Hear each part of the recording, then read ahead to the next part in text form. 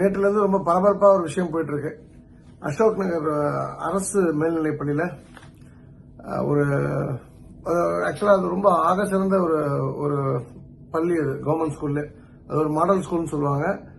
அங்கே இருக்க பிள்ளைகள்லாம் நல்லா படித்து நல்ல வேலைக்கு போகிறத வந்து எனக்கு அது நான் உணர்ந்திருக்கிறேன். எனக்கு தெரியும் எனக்கு அந்த விஷயம். ரொம்ப கோச்சிங் ரொம்ப ரொம்ப நல்லா இருக்கும். அப்படிப்பட்ட அந்த பள்ளியில்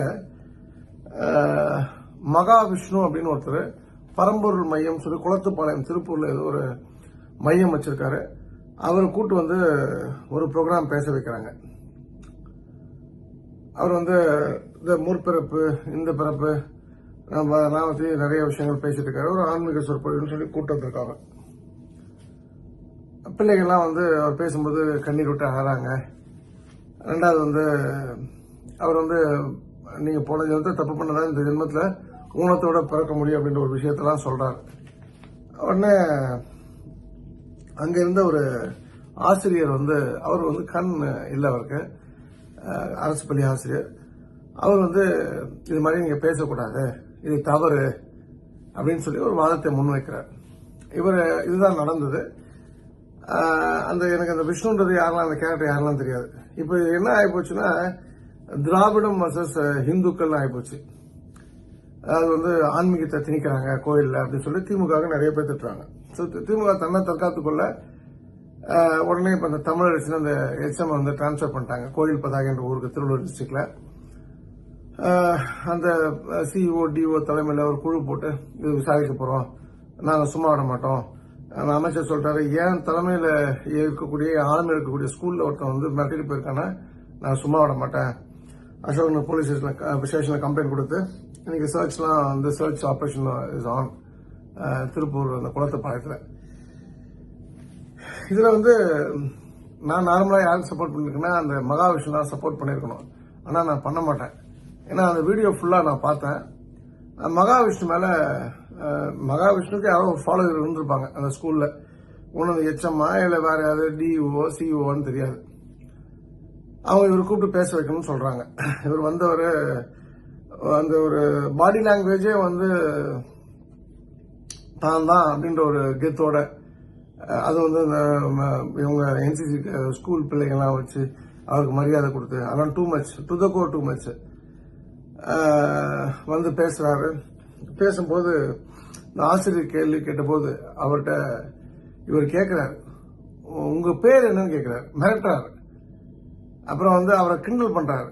அவருக்கு ஒரு மைக் கொடுங்க, ரொம்ப இன்ட்ரெஸ்டிங்கா போகுது அப்படின்ற மாதிரிலாம் வந்து பசங்களாம் சரி. சின்ன பிள்ளைங்களுக்கு என்ன தெரியும், அவங்களுக்கு இதோட இம்பார்ட்டன்ஸ் இம்பாக்ட்லாம் தெரியாது. ஸோ அந்த இடத்துல அந்த மகாவிஷ்ணு மகா அல்பத்தனமா நடந்துக்கிட்டாருன்றதான் உண்மை. அவர் தன்னை ஒரு பெரிய ஆளா காமிக்கணும், ஜக்கி வாசு இருக்காரு, ரவிசங்கர் ஜி இருக்காரு, அது போல தன்னை உயர்த்தி காமிக்கணுன்ற மாதிரி முட்டாள் மாதிரி அது பிஹேவ் பண்ணியிருக்காரு. அது வந்து மிகப்பெரிய தவறு. 18 வயசுக்கு அப்புறம் தான் வந்து லைசன்ஸ் கொடுப்பாங்களா, வந்து காரணம் ஏஜ் வந்து ஒரு முக்கியமான விஷயம். சிறுபிள்ளைத்தனமாக இருக்கும். சிறுபிள்ளைத்தனமா நம்ம சொல்றோம் பார்த்தீங்களா, சின்ன பிள்ளைத்தனமா இருக்கு அப்படின்னு சொல்றோம் பார்த்தீங்களா. சின்ன பிள்ளைங்களுக்கு சில இடங்கள்ல மெச்சூரிட்டி கம்மியா இருக்கும். அவங்கள வந்து ஏதோ ஒரு விஷயத்த சொல்லி எமோஷனலா கொண்டு போய் அழ வைக்கிறதுன்றது வந்து நல்ல பாணி கிடையாது. இதே தவிர தொடர்ந்து நடிகர் தாமு செஞ்சுட்டு இருக்காரு. அவரும் நிறைய அரசு கல்லூரியில் இந்த வேலையை, அரசு பள்ளிகளில் இந்த வேலையை பண்ணிட்டு இருக்காரு, which is not correct. In fact, according to Article 28 and the right to freedom of religion, religious instruction shall not be provided in any educational institution only maintained by state. ரொம்ப தெளிவா சொல்லப்பட்டிருக்கு. அப்போ இவர் வந்து அந்த இடத்துல ஹிந்து சென்ட்ரிக்கா பேசினாலும் அவரை நான் சப்போர்ட் பண்ண அவசியம் கிடையாது. ஏன்னா அது ஸ்கூல் வந்து பண்ணக்கூடாதுன்னு இருக்கு. ரொம்ப ரஃபா பிஹேவ் பண்ணாரு. அப்புறம் வந்து அறிவியல் மட்டுமே இருக்கணும்ன்ற ஒரு ஸ்கூல்ல மதம்ன்ற ஒரு விஷயத்தை கொண்டு வந்தது மிகப்பெரிய தவறு. அது இந்து முஸ்லீம் கிறிஸ்டின் யாருமே அந்த எண்ணத்தோட போகக்கூடாது. ஸ்கூல் கிட்ஸுக்கு வந்து டெலிவரி பண்ணக்கூடாது லெக்சர். இதுல என்ன வருத்தம் அப்படின்னா, இந்த பையன் விஷ்ணுலாம் அந்த அளவுக்கு ஒர்த்து கிடையாது. சும்மா ஒரு பில்டப் கொடுத்துட்டு ஒரு மாதிரி ஐ எம் நாட் கம்ஃபர்டபுள். எனக்கு நல்லா தெரியுது அவன் லாங்குவேஜ், பாடி லாங்குவேஜ் ஒரு நல்ல ஆளா தெரியல. அவரை யாரோ ஒருத்தர் அவர்கிட்ட இம்ப்ரெஸ் ஆகிதான் இந்த ப்ரோக்ராம் கூட்டு வந்துருக்கணும். இவங்க என்ன பண்ணாங்கன்னா எச்எம் மட்டும் வந்து டிரான்ஸ்ஃபர் பண்ணிட்டாங்க. HM ஒரு மீட்டிங் கூப்பிடுறாங்க, ஒரு அவுட் சைடர் கூப்பிட்டு இத்தனை ஆயிரம் பெண்களுக்கு முன்னாடி பேச வைக்கிறாங்க, பெண் குழந்தைகளுக்கு முன்னாடினா CEO டிஓல வந்து ஏர் பிளக் பண்ணிட்டு இருந்தாங்களே, எல்லாத்தையும் சஸ்பெண்ட் பண்ணுங்க, எல்லாத்தையும் தூக்கி அடிங்க. அதாவது தமிழ் அரசி மட்டும் தான் அந்த தப்பு பண்ணிருப்பான்னு நினைக்கிறேன். இதுக்கு பின்னாடி வேற யாரோ ஒரு பெரிய உள்நோக்கத்தோட வேலை பார்த்திருக்காங்க. இது நம்ம தமிழ்நாட்டுக்கு இது தேவையில்லை. இது வந்து என்ன பொறுத்த வரைக்கும் விச் இஸ் ஹைலி அப்சல்யூட்லி கண்டமபிள். இது வந்து உளவுத்துறை என்ன பண்ணாங்கன்னு தெரியல, உளவுத்துறைக்கும் கோட்டை விட்டுருக்கு.